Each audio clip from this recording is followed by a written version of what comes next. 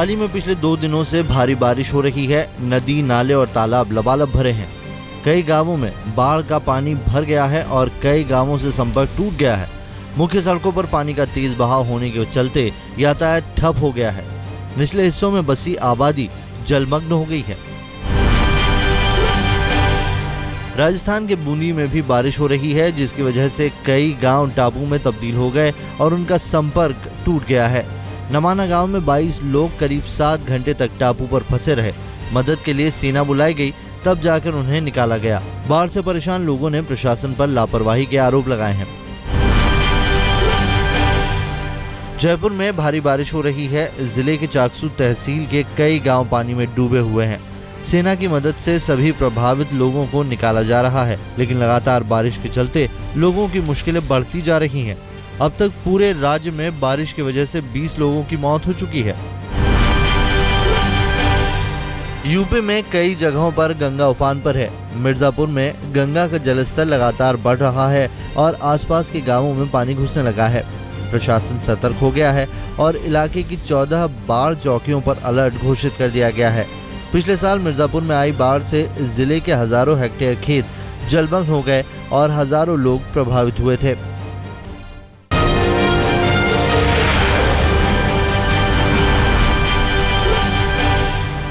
आज लोकसभा में सांप्रदायिक हिंसा पर बहस हो सकती है। कुछ दिनों पहले कांग्रेस उपाध्यक्ष राहुल गांधी ने इसकी मांग की थी, जिसके बाद उम्मीद की जा रही थी कि सोमवार को बहस हो सकती है। लेकिन जब मंगलवार को भी बहस नहीं हुई तो लोकसभा में कांग्रेस के नेता मल्लिकार्जुन खड़गे और ज्योतिरादित्य सिंधिया ने स्पीकर सुमित्रा महाजन से मुलाकात की। खबर है कि स्पीकर ने कांग्रेस के नेताओं को भरोसा दिया है कि आज सांप्रदायिक हिंसा पर बहस जरूर होगी। सांप्रदायिक हिंसा को लेकर राहुल गांधी के बाद अब कांग्रेस अध्यक्ष सोनिया गांधी ने भी मोदी सरकार को घेरा है। केरल के तिरुवनंतपुरम में एक कार्यक्रम को संबोधित करते हुए सोनिया ने कहा कि जब से नई सरकार आई है तब से कुछ राज्यों में सांप्रदायिक हिंसा की घटनाओं में बढ़ोतरी हुई है और ऐसा लोगों को बांटने के लिए जानबूझकर किया जा रहा है। मोदी सरकार पर सोनिया गांधी के हमले के बाद बीजेपी और सहयोगी पार्टियों ने तुरंत पलटवार किया। बीजेपी ने कहा कि कांग्रेस अध्यक्ष को ये विश्लेषण करने की जरूरत है कि पिछले 2 सालों में क्या हुआ है। शिवसेना ने भी सोनिया गांधी को जवाब दिया और कहा कि कांग्रेस सांप्रदायिक हिंसा की चैंपियन है और यूपी में जो कुछ भी हो रहा है इसके लिए जिम्मेदार है। ये जो कांग्रेस वाले हैं ये सांप्रदायिक हिंसा के बादशाह है। आप अगर आंकड़े देखिए, हम आंकड़े में नहीं जाना चाहते। कांग्रेस पार्टी जब से सत्ता से गई है तब से इस देश का कम्युनल वायलेंस खत्म हुआ है, मैं ये दावे के साथ कहता हूं। और उत्तर प्रदेश की घटना है जो चल रहे हैं उसके लिए मोदी सरकार जिम्मेदार नहीं है। वहां की सरकार कौन चला रहे हैं, वहां की हालत क्या है, सोनिया गांधी को समझना चाहिए। वो बात समझी नहीं, इसीलिए तो लोकसभा में उनके दल को प्रतिपक्ष का पद भी नहीं मिला है, नेता प्रतिपक्ष का। देश की राजनीति इतने साल भी अगर सोनिया गांधी नहीं समझ पाती है तो ये कांग्रेस पार्टी का दुर्भाग्य है। पश्चिम बंगाल की मुख्यमंत्री और टीएमसी नेता ममता बनर्जी ने भी सोनिया गांधी का समर्थन किया और इशारों में सांप्रदायिक हिंसा के लिए बीजेपी को जिम्मेदार ठहराया। बिना नाम लिए ममता ने कहा कि कुछ पार्टियां राजनीतिक फायदे के लिए बंगाल के सामाजिक ताने बाने से छेड़छाड़ कर रही हैं। सरहद पर पहुंचकर प्रधानमंत्री नरेंद्र मोदी ने पाकिस्तान को चेतावनी दी। लद्दाख दौरे पर गए नरेंद्र मोदी ने कहा कि पड़ोसी में सीधी जंग की ताकत नहीं है और वो आतंकवाद की आड़ में प्रॉक्सी वॉर लड़ रहा है। प्रधानमंत्री लेह में सैनिकों के बीच बोल रहे थे। हमारा दुर्भाग्य है कि हमारे पड़ोसियों की मानसिकता ने युद्ध करने की तो ताकत खो दी है, लेकिन प्रॉक्सी वॉर के माध्यम से निर्दोष नागरिकों को मारने का सिलसिला चला है।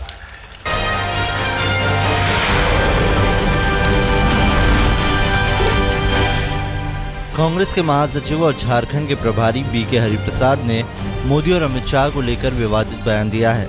कांग्रेस नेता ने कहा है कि प्रधानमंत्री नरेंद्र मोदी और बीजेपी के राष्ट्रीय अध्यक्ष अमित शाह कांग्रेस मुक्त भारत बनाने की बात करते हैं, लेकिन इनका पूरा खानदान मिलकर भी अगले 100 सालों में कांग्रेस को खत्म नहीं कर सकता। इस देश का इतिहास जानने पहले इस देश का इतिहास का क्या है। अमित शाह बात करते कांग्रेस को मुक्त करने का, जो इसको तड़ी पार किया था गुजरात में सुप्रीम कोर्ट ने। ये आदमी कांग्रेस को मुक्त कराने आते हैं, कानून को के लोग हाथ में ले सकता है। कांग्रेस को मुक्त कराने के लिए इसका 7 जन्म होने से भी कांग्रेस को मुक्त करने नहीं होता है। गैर हाजिरी पर मचे हंगामे के बाद आखिरकार रेखा राज्यसभा में पहुंची और करीब 20 मिनट तक सदन में मौजूद रही। ये दूसरा मौका था जब रेखा इस सत्र में संसद में पहुंची थी। रेखा करीब 2 साल पहले राज्यसभा सांसद मनोनीत की गई थी और पूरे 2 साल में वो सिर्फ 7 बार ही संसद पहुंची। उनकी गैर हाजिरी को लेकर सदन में खूब हंगामा हुआ था, यहाँ तक कि राज्यसभा के उपाध्यक्ष ने भी आपत्ति जताई थी। ये परफॉर्मेंस नहीं, कम से कम अपनी खूबसूरत शक्ल दिखा दें तो अच्छा है। कम से कम वो आती नहीं है, उनका कंटेम्प्ट है पार्लियामेंट के लिए, और ये पार्लियामेंट के लिए ये लोग बने भी नहीं। आम आदमी को जल्द ही एक बड़ी राहत मिल सकती है। तेल कंपनियां पेट्रोल के दामों में जल्द ही कुछ और कमी करने का मन बना रही है। सूत्रों की माने तो पेट्रोल के दामों में 2 से 2.5 रुपए प्रति लीटर तक कटौती हो सकती है। अंतर्राष्ट्रीय बाजार में कच्चे तेल के दामों में कमी आई है, जिसके बाद भारत में तेल की कीमतें कम होने की उम्मीद बढ़ गई है। 15 अगस्त के मद्देनजर लाल किले और आसपास के इलाकों में सुरक्षा चाक चौबंद कर दी गई है। चप्पे चप्पे पर जवानों की तैनाती की गई है और ऐसे इंतजाम किए गए हैं कि परिंदा भी पर न मार सके। पीएम के रूट पर 186 सीसीटीवी कैमरे लगाए जा रहे हैं।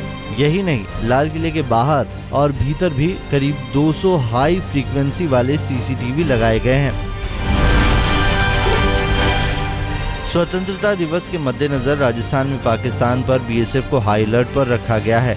संवेदनशील पॉइंट्स पर अतिरिक्त सुरक्षा बलों की तैनाती की गई है। ऊंटों पर पेट्रोलिंग में बढ़ोतरी की गई है। दरअसल हर साल 15 अगस्त के आसपास सरहद पार से घुसपैठ की घटनाएं बढ़ जाती है, इसीलिए बीएसएफ कोई रिस्क नहीं लेना चाहती। अजय देवगन की आने वाली फिल्म सिंघम रिटर्न्स विवादों में आ गई है। फिल्म के एक डायलॉग से नाराज एक वकील ने इलाहाबाद हाईकोर्ट में एक जनहित याचिका दाखिल कर दी है और मांग की है कि 15 अगस्त को फिल्म की रिलीज पर रोक लगाई जाए। याचिकाकर्ता वकील की आपत्ति फिल्म में प्रवचन शब्द के इस्तेमाल को लेकर है। मॉडल रेप केस में आरोपी आईपीएस सुनील पारस्कर को मुंबई की सेशन कोर्ट से अग्रिम जमानत मिल गई। पारस्कर को अग्रिम जमानत देने के बाद विशेष अदालत ने कहा कि आरोपी को कस्टडी में लेकर पूछताछ करना जरूरी नहीं है। आईपीएस सुनील पारस्कर पर एक मॉडल ने बलात्कार के आरोप लगाए हैं। आज तक से खास बातचीत में पारस्कर ने कहा कि उनसे बदला लेने के लिए उन्हें फंसाया जा रहा है। बिल्कुल सरासर झूठ आरोप है। उसमें कहने की जवाब मेरे ख्याल से मेरे वकील साहब ने बार-बार कोर्ट में दलील जरूर पेश की है कि सरासर झूठ इल्जाम है। दिल्ली पुलिस ने 3 जालसाजों को गिरफ्तार किया है। जालसाज खुद को सीबीआई ऑफिसर बताकर लोगों से ठगी करते थे। पुलिस ने इनके पास से नकली आई कार्ड, सीबीआई के स्टिकर, स्टाम्प और नीली बत्ती बरामद की है। पुलिस ने सीबीआई के डीएसपी की कंप्लेंट पर कार्रवाई की थी। तीनों जालसाजों में से हरिप्रकाश शर्मा 5 साल से नकली आई कार्ड बनाने के धंधे में शामिल था। Gagandeep Singh computer graphic designer का काम करता है, जबकि प्रहलाद भगत इस धंधे से नया जुड़ा था। दिल्ली के वेलकम इलाके में अज्ञात हमलावर एक शख्स को गोली मारकर फरार हो गए। घायल शख्स को जीटीबी अस्पताल में भर्ती कराया गया है, जहां उसकी हालत गंभीर बनी हुई है। पुलिस हमलावरों की तलाश के लिए वारदात स्थल के पास एक स्कूल के सीसीटीवी फुटेज को खंगाल रही है। दिल्ली के कल्याणपुरी में एक बहादुर महिला ने अपने हौसले से खुद को अगवा होने से बचा लिया, लेकिन इस केस में दिल्ली पुलिस पर बड़ा सवाल खड़ा हो गया। महिला और उसके पति को कल्याणपुर थाने की पुलिस घरेलू हिंसा की शिकायत पर रात के वक्त थाने ले गई थी।